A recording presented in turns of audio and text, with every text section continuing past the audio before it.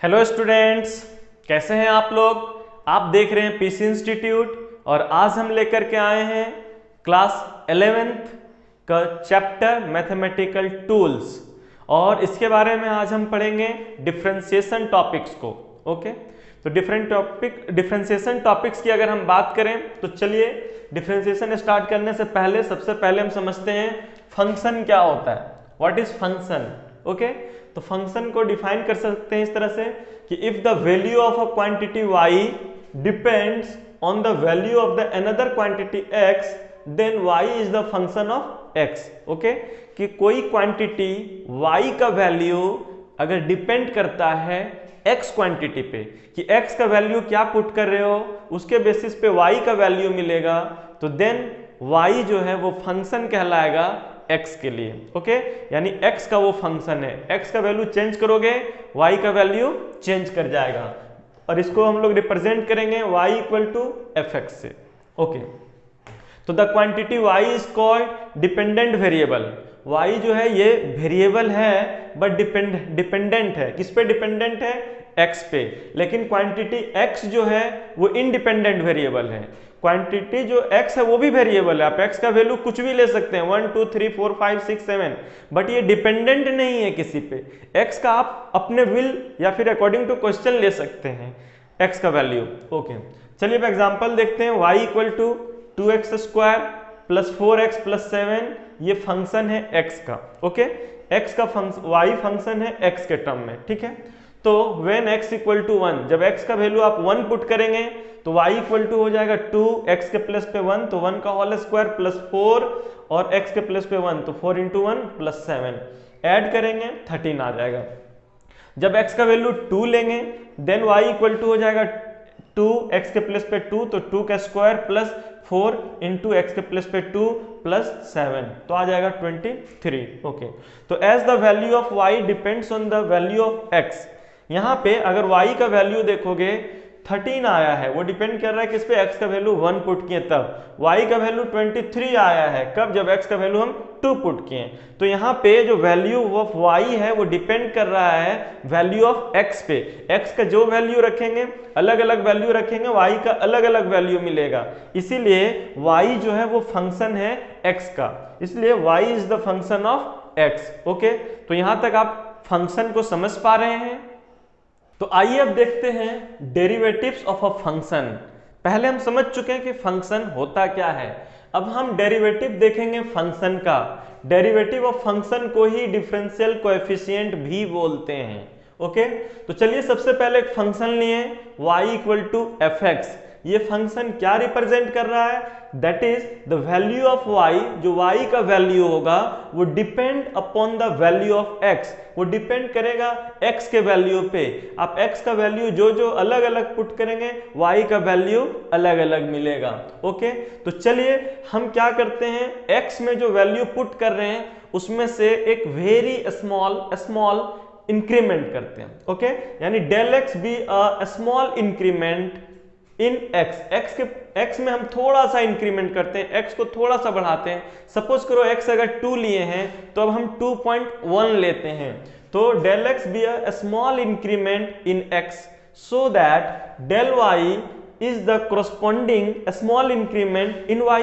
तो जब हम x में सपोज करो जब x पुट किए तो y मिला, और जब x में हम डेल x इंक्रीज करेंगे, थोड़ा सा बढ़ाएंगे, तो y में भी थोड़ा सा वैल्यू चेंज करेगा, थोड़ा बढ़ के मिलेगा।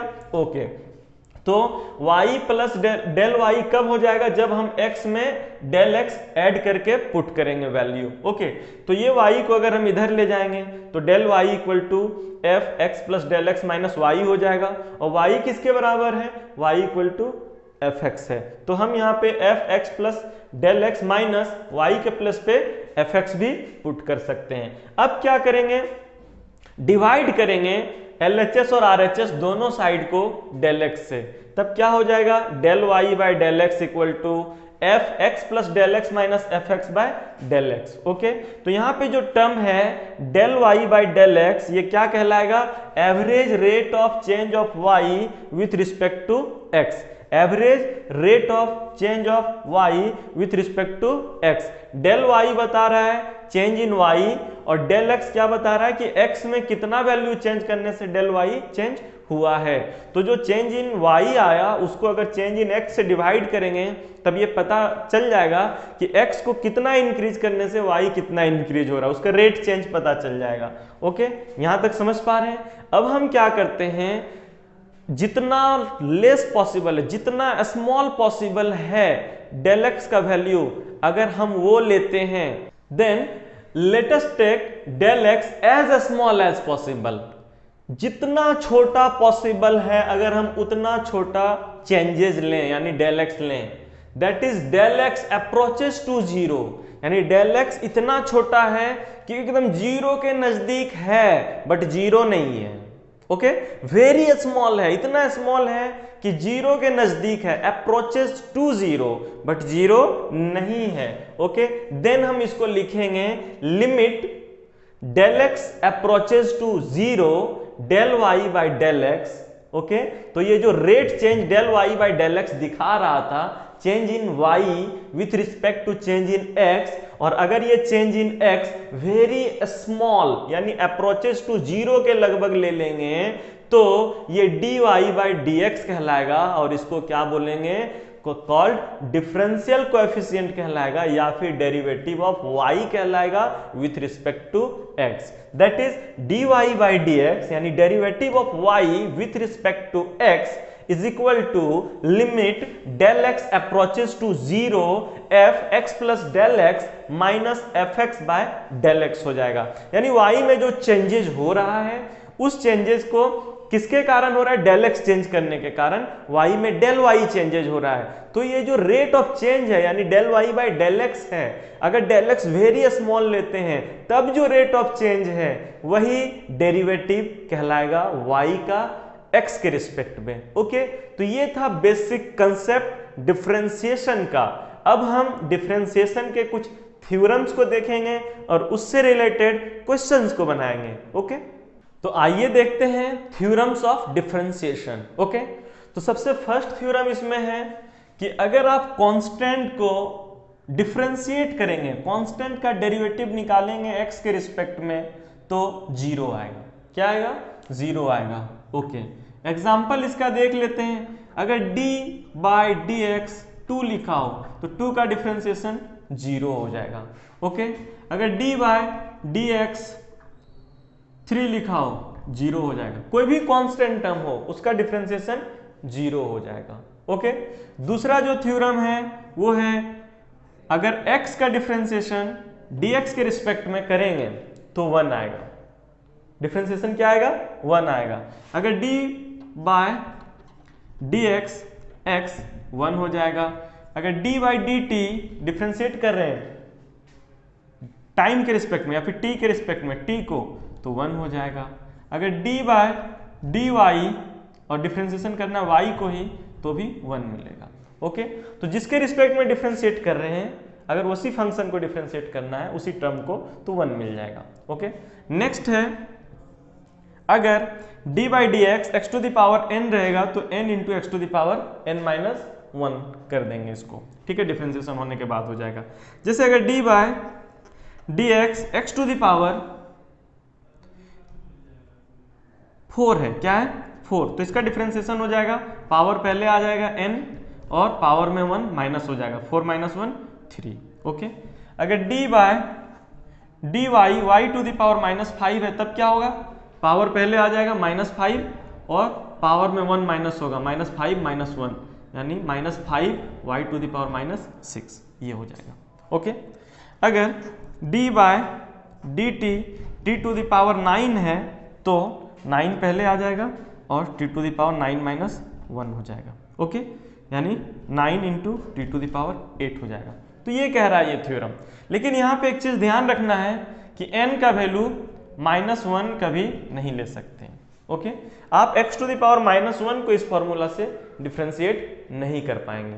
ओके, क्या होगा उसके लिए वो हम आगे देखेंगे। ओके, आइए देखते हैं नेक्स्ट थ्योरम। नेक्स्ट थ्योरम क्या है कि d by d x c into x to the power n, जहां पे c कांस्टेंट है, तब क्या करेंगे डिफरेंशिएट करने के लिए कांस्टेंट को बाहर रखेंगे और x to the power n को डिफरेंशिएट करेंगे x के रिस्पेक्ट में।